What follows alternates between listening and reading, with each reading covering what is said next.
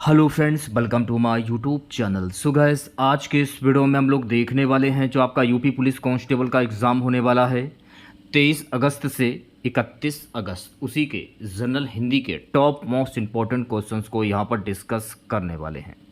तो वीडियो काफ़ी इंपॉर्टेंट है आप लोगों के लिए, तो इस वीडियो को पूरा ज़रूर देखिए।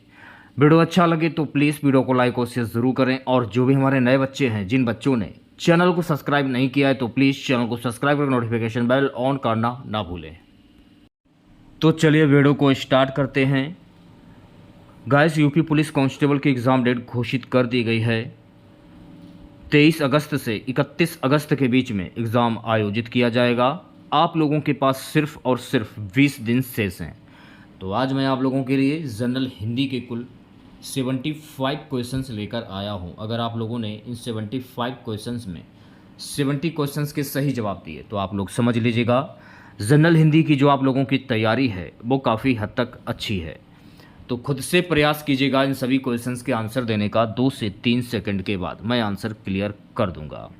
सेशन को शेयर कर दीजिए एक बार आप लोग, और वीडियो को जल्दी से लाइक कर दीजिए।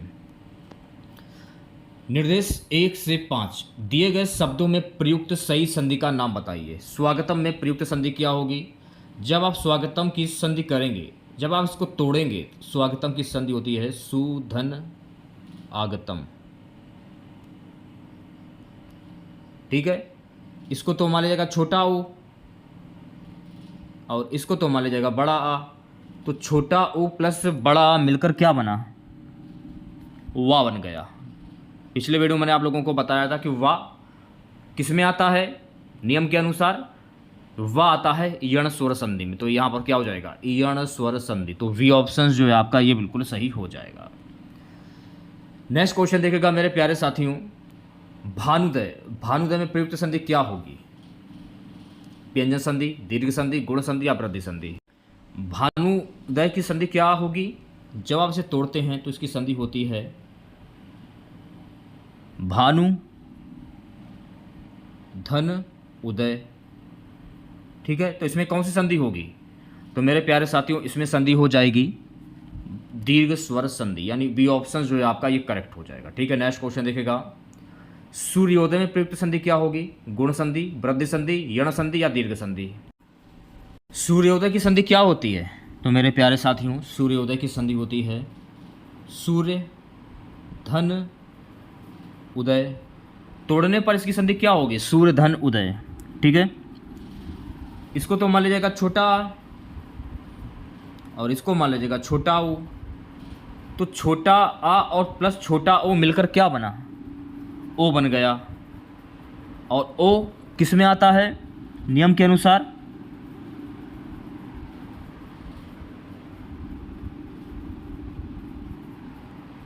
तो यहाँ पर हो जाएगा गुण स्वर संधि। ऑप्शन नंबर ए जो है आपका ये बिल्कुल करेक्ट हो जाएगा। नेक्स्ट क्वेश्चन देखेगा सभी बच्चे, हरिश्चंद्र। हरिश्चंद्र में प्रयुक्त संधि क्या होगी? स्वर संधि, व्यंजन संधि, विसर्ग संधि या दीर्घ संधि? जब आप हरिश्चंद्र की संधि करेंगे तो हरिश्चंद्र की संधि क्या होती है? हरि धन चंद। तो यहाँ पर कौन संधि हो जाएगी? ये विसर्ग का निशान देख रहे हैं आप लोग, तो यहाँ पर हो जाएगा विसर्ग संधि। तो सी ऑप्शन जो है आपका करेक्ट हो जाएगा। ठीक है, नेक्स्ट क्वेश्चन देखेगा सभी बच्चे, उच्चारण। उच्चारण में प्रयुक्त संधि क्या होगी?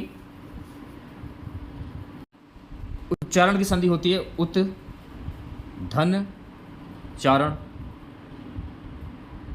आपने संधि को तोड़ा, तोड़ने के बाद आपने देखा कि इसमें हलंत लगा है। ठीक है, तो जब भी हलंत लगाओ तो इसमें हो जाएगी आपकी व्यंजन संधि। आंख बंद करके व्यंजन संधि पर टिक कर दीजिए। तो ऑप्शन नंबर ए जो है आपका ये बिल्कुल सही हो जाएगा। सेशन को शेयर कर दीजिए एक बार आप लोग, वीडियो को लाइक कर दीजिए। पूरा टेस्ट लगाएगा, पूरे 75 प्रश्नों का टेस्ट है, और लास्ट में बताएगा कि कितने क्वेश्चंस आप लोगों ने सही किए हैं, और 20 से छोड़कर किसी भी बच्चे को नहीं जाना है। निर्देश प्रश्न संख्या 6 से 10 दिए गए शब्दों के सही संधि विच्छेद के विकल्प को चुनिए। उल्लेख में प्रयुक्त संधि क्या होगी?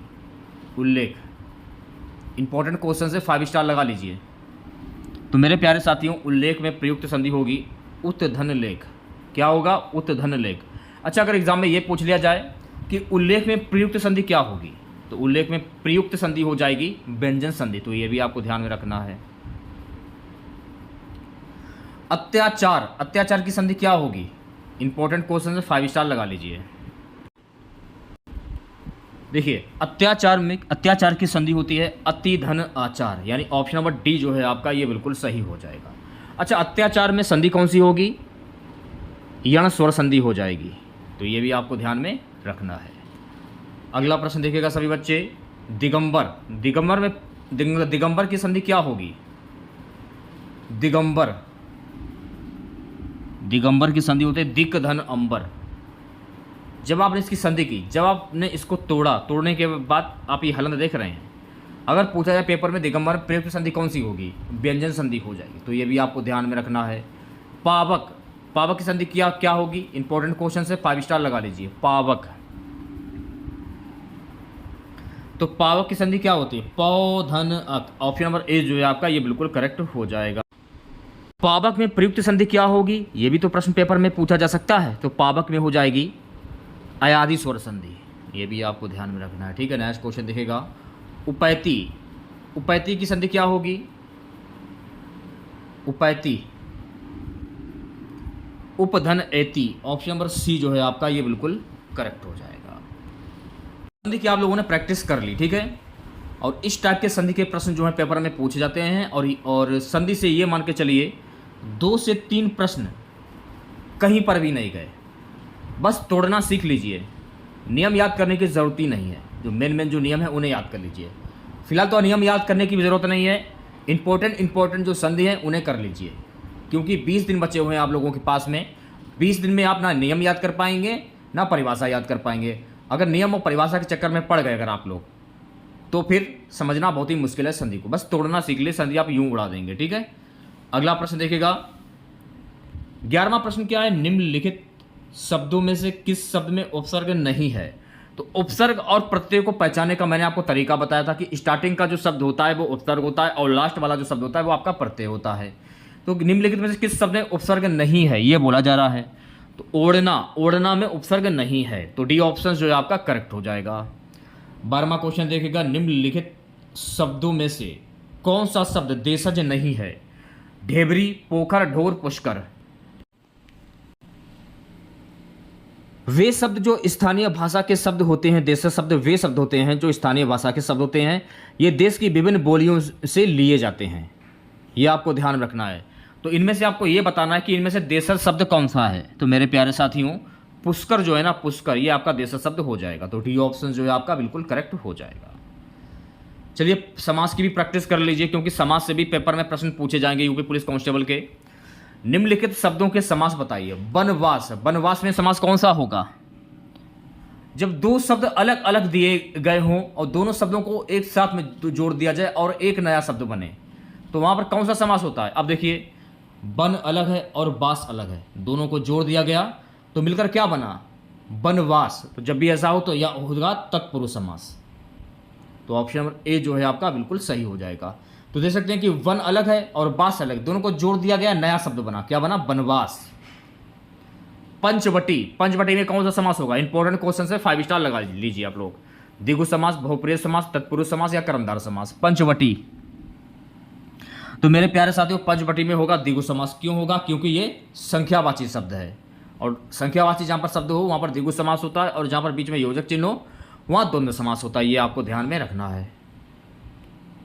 पीतांबर में कौन सा समास होगा? पीला अंबर है जिनका। जब किसी वाक्य में किसी प्रसिद्ध व्यक्ति या भगवान के नाम आ जाए वहां पर होता है आपका बहुप्रिय समास। तो पीतांबर यानी भगवान विष्णु, पीला अंबर है जिनका यानी भगवान विष्णु, तो यहाँ पीतांबर में बहुप्रिय समास हो जाएगा। तो ऑप्शन नंबर ए जो है आपका ये बिल्कुल सही हो जाएगा। नरोत्तम में कौन सा समास होगा? तो मैंने आपको क्या बताया कि 2 शब्द जब अलग अलग दिए हों और दोनों शब्द को जोड़कर एक नया शब्द बने, वहां पर कौन सा समास होता है? तत्पुरुष समास। जैसे कि नरो अलग है, तम अलग है, नरो में उत्तम, नरोत्तम बन गया नया शब्द, तो यहां पर हो जाएगा तत्पुरुष समास। आजन्म, तो मैंने आपको क्या बताया था? यथा, अनु, प्रति, बड़ा आ, भर, उद, हर, ये शब्द आ जाएं वहां पर कौन सा समास होता है? अव्ययीभाव समास होता है। अब देखिए, आजन्म में बड़ा आ दिया है, जी हाँ बड़ा आ दिया है, ये दिया बड़ा आ। जैसे कि यथोचित, अनुप्रति, प्रतिदिन, आडंबर, आजन्म, भरपेट, उदय, हर दिन। स्टार्टिंग का शब्द देख लीजिए और मिलान कर लीजिए, इन्हें आप किसी कॉपी पर नोट कर लीजिए। तो डी ऑप्शन जो है आपका करेक्ट हो जाएगा। नेक्स्ट क्वेश्चन देखिएगा सभी बच्चे। निर्देश प्रश्न संख्या 18 से 26 दिए गए शब्दों के अर्थ को व्यक्त करने वाले सही विकल्प का चयन कीजिए। वलय का अर्थ क्या होता है? वृक्ष की छाल, मृग छाल, घेरा, आवरण। तो वलय का अर्थ क्या होता है? तो मेरे प्यारे साथियों, वलय का अर्थ होता है घेरा, यानी सी ऑप्शन जो है आपका करेक्ट हो जाएगा। संपुट, संपुट का अर्थ क्या होता है? मिश्रण, बंधी हुई अंजलि, पिटारी, मंजूषा। संपुट का अर्थ क्या होता है? तो संपुट का अर्थ होता है बंधी हुई अंजलि। बी ऑप्शन जो है आपका करेक्ट हो जाएगा। प्रवचन, प्रवचन का अर्थ क्या होता है? अंजन, तोड़फोड़, खंड खंड, तेज वायु। प्रवचन का सही अर्थ क्या होता है? तो मेरे प्यारे साथियों, प्रवचन का सही अर्थ होता है तेज वायु, यानी डी ऑप्शन जो है आपका ये बिल्कुल सही हो जाएगा। पुष्कल, पुष्कल का अर्थ क्या होता है? जायफल, पुष्यफल, बहुत सा, हरा भरा। तो पुष्कल का अर्थ होता है बहुत सा। सी ऑप्शन जो है आपका बिल्कुल करेक्ट हो जाएगा। देखिए, आपके पास सिर्फ और सिर्फ एग्ज़ाम में 20 दिन शेष बचे हैं, और 20 दिन में ये मान के चलिए कि आप जितनी भी प्रैक्टिस कर सकते हैं उतनी प्रैक्टिस करिए। अगर आप नियम और परिभाषा याद करने लगे तो आप कभी भी कुछ नहीं कर पाएंगे। तो नियम को छोड़कर शॉर्ट ट्रिक के माध्यम से क्वेश्चंस को जो सॉल्व करने की कोशिश कीजिए। परीक्षा में ये होगा कि परीक्षा में आप कम समय में ज़्यादा प्रश्न जो हैं वो कर पाएंगे और आप कट ऑफ के दायरे में आ जाएंगे। प्रत्यागमन, प्रत्यागमन का शब्द क्या होता है? परिक्रमा करना, प्रतिरोध करना, बार बार आना, वापस आना। प्रत्यागमन का अर्थ क्या होता है? तो मेरे प्यारे साथियों, वापस आना। ऑप्शन नंबर डी जो है आपका ये बिल्कुल सही हो जाएगा। परिवाद का अर्थ क्या होता है? विवाद, संवाद, निंदा, परिवारवाद। परिवाद का अर्थ क्या होगा ये आपको बताना है। तो मेरे प्यारे साथियों, परिवार का अर्थ होता है, परिवाद का अर्थ होता है निंदा, यानी ऑप्शन नंबर सी जो है आपका ये बिल्कुल करेक्ट हो जाएगा। शबनम, शबनम का अर्थ क्या होता है? शीत, ओश, पाला, कोहरा। शबनम का अर्थ होता है ओस। ऑप्शन नंबर वी जो है आपका ये बिल्कुल सही हो जाएगा। नैसंग्रिक, नैसंग्रिक का अर्थ क्या होता है? प्राकृतिक, स्वग्रिक, पारंपरिक, स्वर्णिम। नैसंग्रिक का अर्थ क्या होता है? नैसंग्रिक का अर्थ होता है प्राकृतिक, यानी सी ऑप्शन जो है आपका ये बिल्कुल सही हो जाएगा। अस्मिता का अर्थ क्या होता है? आत्म प्रशंसा या अहंता, स्वार्थ, स्वाभिमान। अस्मिता का अर्थ होता है अहंता। ऑप्शन नंबर वी जो है आपका ये बिल्कुल सही हो जाएगा। ठीक है, चलिए बढ़ते हैं नेक्स्ट क्वेश्चन की ओर। निर्देश प्रश्न संख्या 27 से 35 दिए हुए शब्दों में भिन्न अर्थ को व्यक्त करने वाले शब्द को ज्ञात कीजिए। इंद्र, सुरेश, धनाधिप, सुरेंद्र।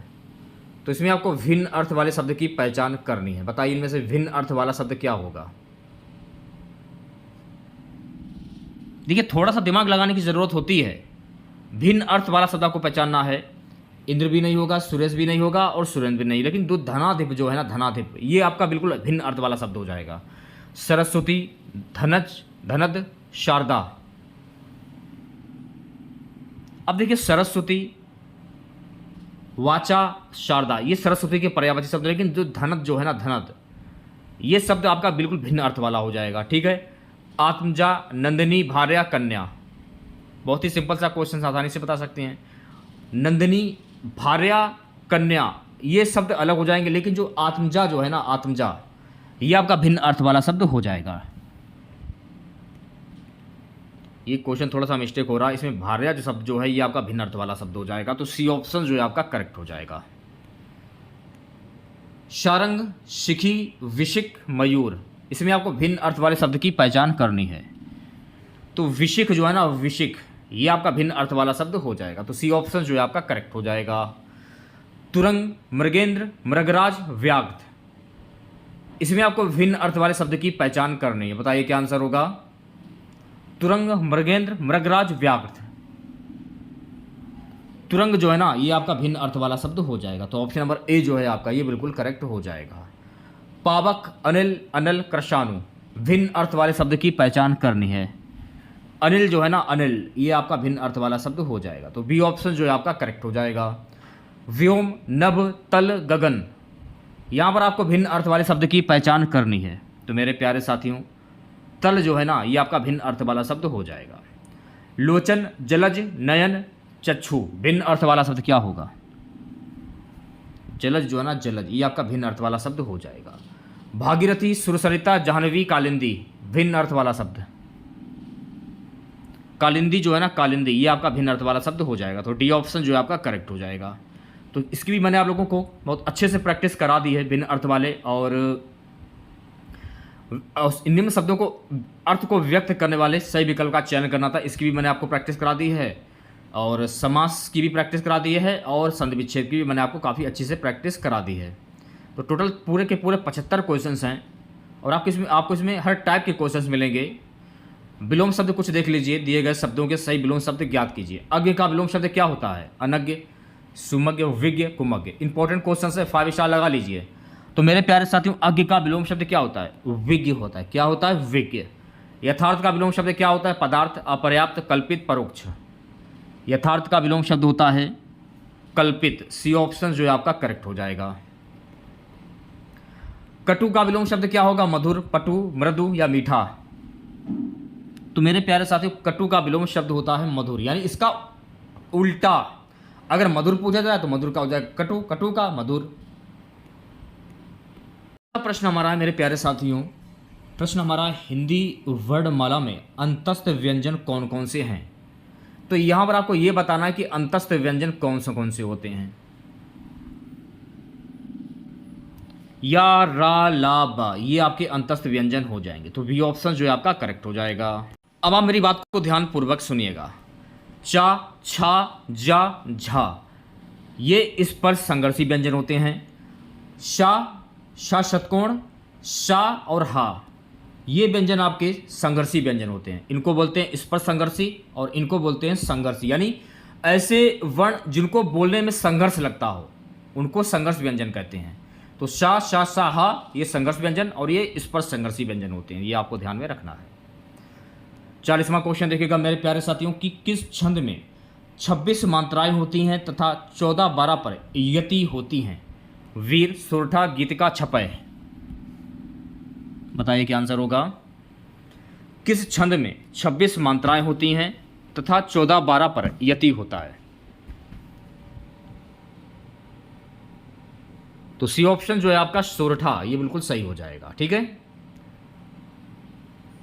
अगला प्रश्न हमारा है निम्नलिखित में से असंगत गलत विलोम शब्द युग्म कौन सा है? घात, प्रतिघात, प्रसारण, संकुचन, शाश्वत, सदैव, खग, मृग। कौन सा विलोम युग्म शब्द कौन सा सही होगा, सॉरी गलत होगा, ये आपको बताना है। शाश्वत, सदैव, ये गलत विलोम शब्द हो जाएगा। तो सी ऑप्शन जो है आपका करेक्ट हो जाएगा। निर्देश प्रश्न संख्या 42 एवं 43 के लिए दिए गए वाक्यांशों के लिए एक शब्द का चयन करें जो अपने स्थान या स्थिति से अलग ना किया जा सके, उसको क्या कहते हैं? अच्युत, अटूट, अटल, अदेय। जो अपने स्थान या स्थिति से अलग किया जा सके उसको क्या कहते हैं? इंपॉर्टेंट क्वेश्चन से 5 स्टार लगा लीजिए। अच्युत कहते हैं। तो ऑप्शन नंबर ए जो है आपका ये बिल्कुल सही हो जाएगा। जीने की इच्छा, जिज्ञासु, जिज्ञासा, जिगुषु, पिपासु। जीने की इच्छा के लिए इस शब्द को क्या कहेंगे? तो मेरे प्यारे साथियों, जीने की इच्छा, इसको क्या कहते हैं? जिजीविषा कहते हैं। तो ऑप्शन नंबर वी जो है आपका ये बिल्कुल सही हो जाएगा। संख्या गमन का संधि विच्छेद क्या होगा? इंपॉर्टेंट क्वेश्चन है। तो संख्या गमन का सही संधि विच्छेद क्या होता है? तो मेरे प्यारे साथियों, सखी धन आगमन। ऑप्शन नंबर ए जो है आपका ये बिल्कुल सही हो जाएगा। संख्या गमन में प्रयुक्त संधि कौन सी होगी? दीर्घ स्वर संधि। तो ये भी आपको ध्यान में रखना है। नेक्स्ट क्वेश्चन हमारा गाइस कि जब किसी सामान्य बात का विशेष बात से तथा विशेष बात का सामान्य बात से समर्थन किया जाए वह कौन सा अलंकार होगा? विरोधाभास, संधि, अर्थांतरनाश, विशोक्ति। जब किसी सामान्य बात का विशेष बात से तथा विशेष बात का सामान्य बात से समर्थन किया जाए वहाँ पर कौन सा अलंकार होगा? तो मेरे प्यारे साथियों, वहाँ पर होता है अर्थांतरन्यास। ऑप्शन नंबर सी जो है आपका ये बिल्कुल करेक्ट हो जाएगा। चलिए बढ़ते हैं नेक्स्ट क्वेश्चन की ओर। अशुद्ध वाक्य का चयन करना है आप लोगों को। यहाँ पर कामायनी उच्च कोटि का काव्य है, माता पिता पूजनीय हैं, आपका भविष्य उज्जवल हो। इस पुस्तक का नया संस्करण प्रकाशित हो रहा है। अशुद्ध वाक्यों की पहचान करनी है। तो मेरे प्यारे साथियों, माता पिता पूजनीय है, ये आपका अशुद्ध वाक्य हो जाएगा। तो बी ऑप्शन जो है आपका सही हो जाएगा। छायादार किस शब्द किसका उदाहरण? छायादार शब्द किसका उदाहरण है? तत्सम, देशज, विदेशज, शंकर। छायादार शब्द किसका उदाहरण है? तो मेरे प्यारे साथियों छायादार जो है ना ये शंकर का उदाहरण है। तो डी ऑप्शन जो है आपका ये बिल्कुल करेक्ट हो जाएगा। चलिए बढ़ते हैं नेक्स्ट क्वेश्चन की ओर। नेक्स्ट क्वेश्चन हमारा मेरे प्यारे साथियों, निम्नलिखित में से किस विकल्प में सभी शब्द भाववाचक संज्ञा शब्द हैं? किस विकल्प में सभी भाववाचक संज्ञा शब्द हैं? अमीर, गरीब, समूह, मिठास। बी है जवानी, खटास, पुस्तक, गंगा। सी है रसीला, कड़वाहट, बुढ़ापा, उन्नति। डी है धैर्य, चालाकी, उदासी, सूर्य। बताइए क्या आंसर होगा? तो मेरे प्यारे साथियों रसीला, कड़वाहट, बुढ़ापा, उन्नति, ये शब्द जो है आपका भाववाचक संज्ञा हो जाएगा। तो सी ऑप्शन जो है आपका करेक्ट हो जाएगा। नेक्स्ट क्वेश्चन देखेगा मेरे प्यारे साथियों, नीचे लोक तृतीयां और उनके अर्थ दिए गए हैं, इनमें गलत अर्थ वाली लोक तृतीय का चयन करना है आप लोगों को।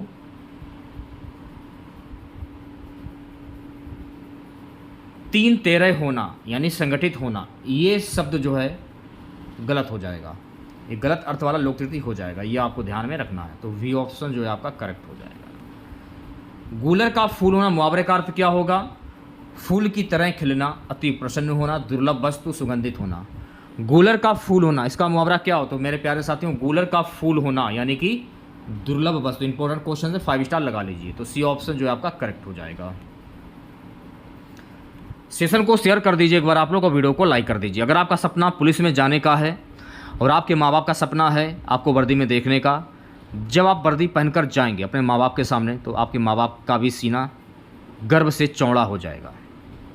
तो इसलिए मैं आपको बोल रहा हूँ 20 दिन शेष बचे हैं, तो 20 दिन में जितनी भी आप मेहनत कर सकते हैं उतनी मेहनत कर लीजिए, क्योंकि गिने चुने दिन बचे हुए हैं आप लोगों के पास में। अगला प्रश्न हमारा है कि मैंने राधा के लिए कपड़े खरीदे, इस वाक्य में कारक का प्रकार बताइए। अपादान कारक, करण कारक, संप्रदान कारक या कर्ता कारक।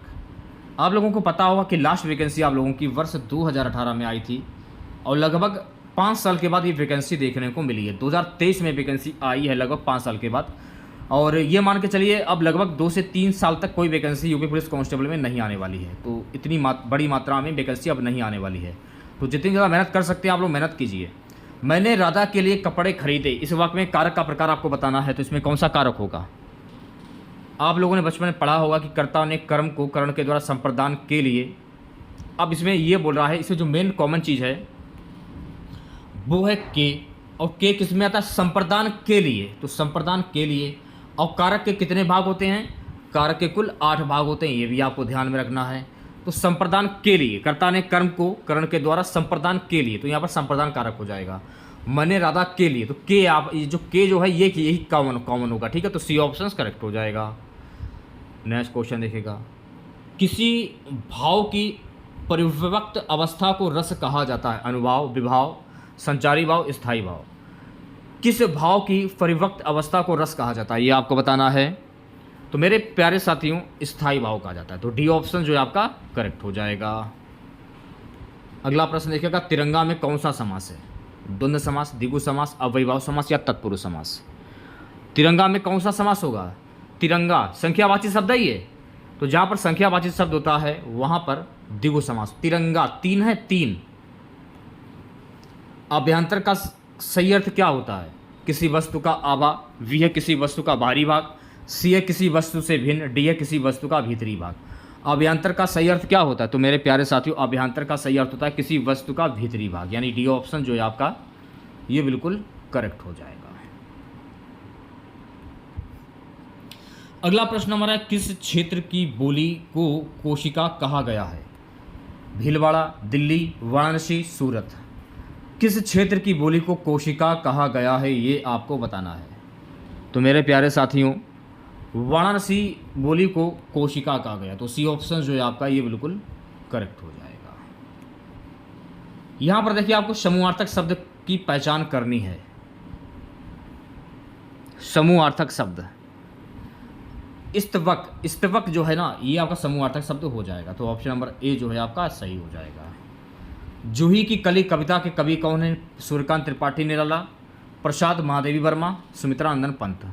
जूही की कला कविता के कवि कौन है ये आपको बताना है। जूही की कली के कविता के कवि हैं निराला, Suryakant Tripathi Nirala. Option number A जो है आपका सही हो जाएगा। 58 क्वेश्चन हमारा निम्नलिखित में से मिश्र वाक्य का चयन कीजिए। तो यहां पर आपको मिश्र वाक्य की पहचान करनी है। क्या आंसर होगा? जो विद्यार्थी परिश्रमी है वह अवश्य सफल होगा, ये आपका मिश्र वाक्य हो जाएगा। तो सी ऑप्शन जो है आपका करेक्ट हो जाएगा। ठीक है, यहां पर यह बोला जाए कि जो विद्यार्थी परिश्रमी है वह अवश्य सफल होगा, क्योंकि वो विद्यार्थी परिश्रमी भी है और पढ़ाई भी कर रहा है और अंत में वो सफल भी होगा।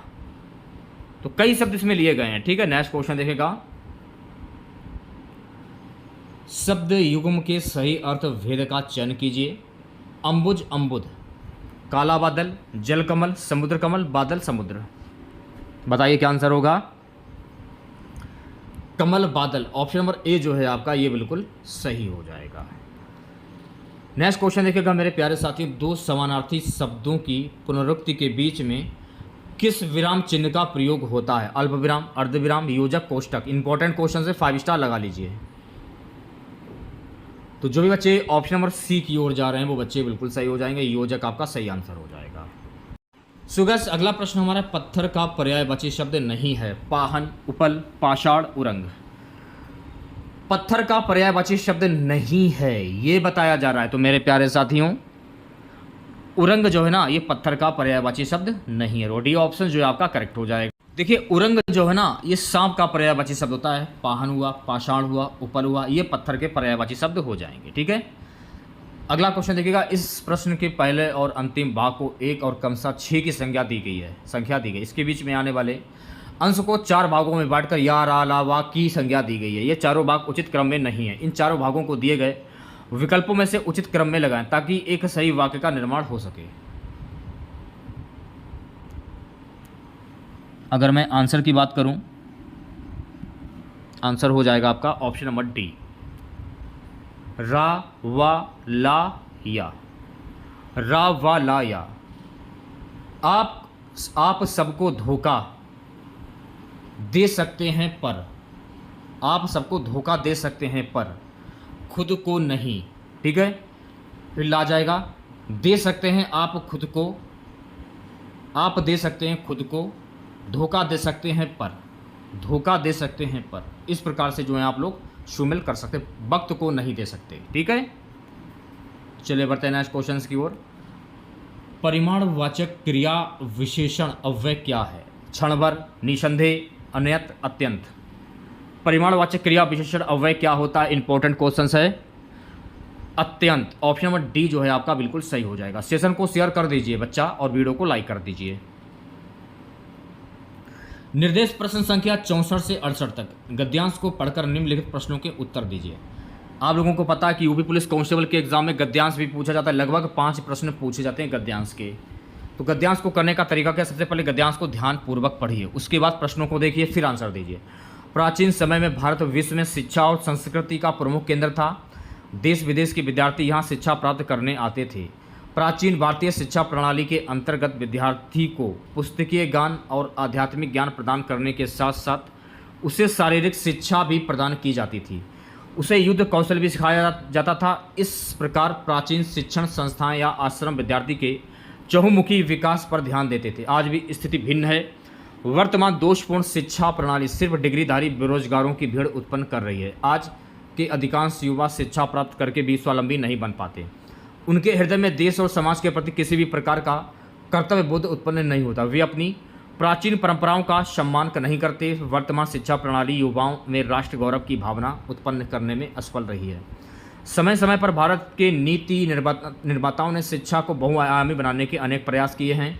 नई शिक्षा नीति में विद्यार्थी के नैतिक, मानसिक और शारीरिक विकास पर बल देने का प्रयास किया जा रहा है। अब नवीन शिक्षा प्रणाली के अंतर्गत विद्यार्थियों को जाति, धर्म और भाषा के दायरे से ऊपर उठकर राष्ट्र हित में कार्य करने के लिए प्रेरित किया जा रहा है। इस शिक्षा प्रणाली में व्यावसायिक शिक्षा पर बल दिया जा रहा है ताकि शिक्षित लोगों को रोजगार उपलब्ध हो सके। प्रश्न क्या है? प्राचीन समय में विश्व में शिक्षा और संस्कृति का प्रमुख केंद्र था। भारत, अमेरिका, रूस या चीन? भारत। ऑप्शन नंबर ए जो है आपका ये बिल्कुल सही हो जाएगा। प्राचीन शिक्षण संस्थाएं ध्यान देती थी किस पर? विद्यार्थी के व्यवहारिक विकास पर, विद्यार्थी के स्वास्थ्य पर, सी है विद्यार्थी के चहुमुखी विकास पर, डी है पुस्तकीय विकास पर। तो मेरे प्यारे साथियों, प्राचीन शिक्षण संस्थाएं विद्यार्थी के चहुमुखी विकास पर ध्यान देती थी।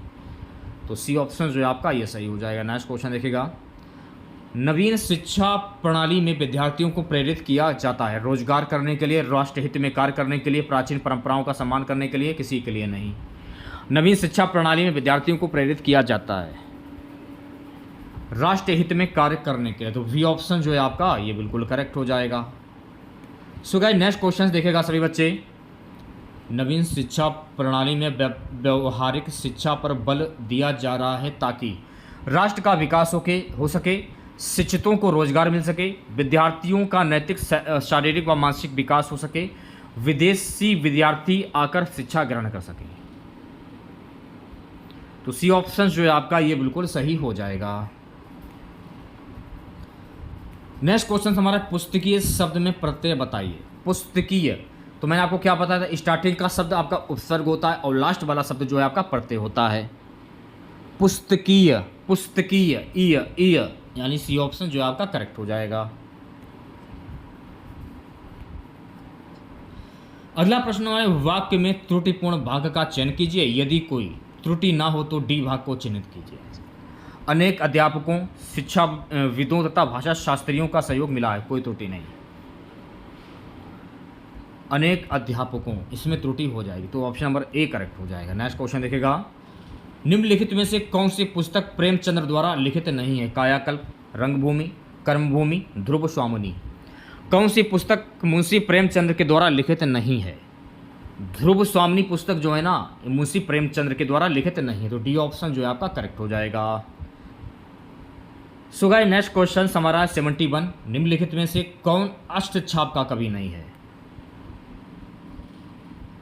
तो मैंने आपको अपने पिछले वीडियो में बताया था कि अष्टछाप का जहाज के नाम से सूरदास को जाना जाता है, तो डी ऑप्शन जो है आपका करेक्ट हो जाएगा। वह मधुर गाता है, इनमें प्रविशेषण शब्द का चयन कीजिए। बहुत, बहुत मधुर गाता है, तो बहुत आपका सही आंसर हो जाएगा। नेक्स्ट क्वेश्चन देखेगा, निम्नलिखित में से किसको साहित्य अकादमी पुरस्कार मिला? नामवर सिंह, प्रेमचंद, भारतेंदु हरिश्चंद्र, सूर्यकांत त्रिपाठी, निराला। साहित्य अकादमी पुरस्कार किसको मिला था ये आपको बताना है, नामवर सिंह को मिला था, तो ऑप्शन नंबर ए जो है आपका ये बिल्कुल सही हो जाएगा। So guys, next question, Jnanpith पुरस्कार किस भाषा से संबंधित है? हिंदी, संस्कृत, तमिल। संविधान की 8वीं अनुसूची की सभी भाषाओं से। संविधान की 8वीं अनुसूची की सभी भाषाओं से, डी ऑप्शन जो है आपका ये बिल्कुल करेक्ट हो जाएगा। ठीक है, लास्ट क्वेश्चन रहेगा आज का हमारा मेरे प्यारे साथियों, जिस छंद में 4 चरण और प्रत्येक चरण में 16 मात्राएं होती हैं वह कहलाता है दोहा, सोरठा, रोला, चौपाई। चौपाई कहलाता है, तो डी ऑप्शन जो है आपका ये बिल्कुल करेक्ट हो जाएगा। तो आज की इस क्लास में हम लोगों ने यूपी पुलिस कांस्टेबल री एग्जाम के लिए जनरल हिंदी के कुल 75 क्वेश्चन डिस्कस किए। 75 में आपको 70 क्वेश्चन के सही जवाब बताने थे। तो 70 में आप लोगों ने कितने प्रश्नों के सही जवाब बताएं कमेंट बॉक्स में जरूर बताइएगा। अगर आप लोगों को वीडियो अच्छा लगा हो तो प्लीज़ वीडियो को लाइक और शेयर ज़रूर करें, और जो भी हमारे नए बच्चे हैं, जिन बच्चों ने चैनल को सब्सक्राइब नहीं किया है तो प्लीज़ चैनल को जरूर सब्सक्राइब करें और नोटिफिकेशन बेल ऑन करना ना भूलें। मिलते हैं नेक्स्ट वीडियो के साथ। जय हिंद, जय भारत।